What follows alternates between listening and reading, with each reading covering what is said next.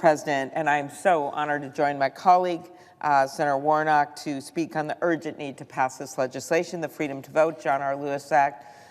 No one speaks better to this than Reverend Warnock. I've often told the story that we were out on the steps of the Supreme Court after a number of voter suppression laws have been introduced, passed around the country, and I gave what I thought was an excellent speech.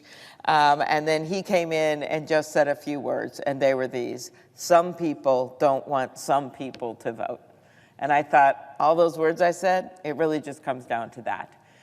Our country has always believed in the freedom to vote.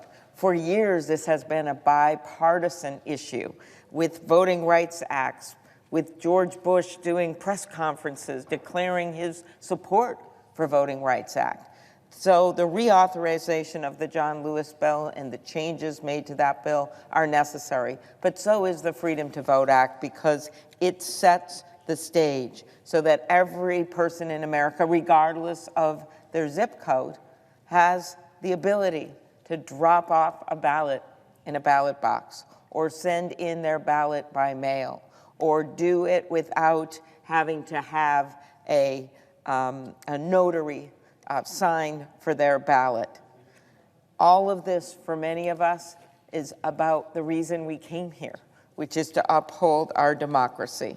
And I want to thank Senator Warnock for hosting the Rules Committee in Atlanta for the first field hearing in 20 years. And I will end with the story of what I heard that day, and that was when Jose Segarra, a veteran living in central Georgia, told us how he took his older neighbors to vote early. And this was in the last election, but they gave up because there was a line wrapped around the block. And then he went back to vote, and he waited for hours in the hot sun.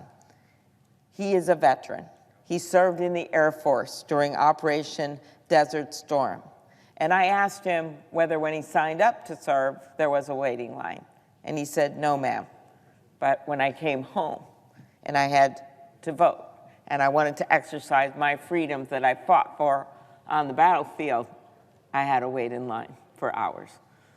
It's not just about, as Reverend Warnock has pointed out, making it impossible for people to vote. Sometimes it's just making it really hard for them to vote.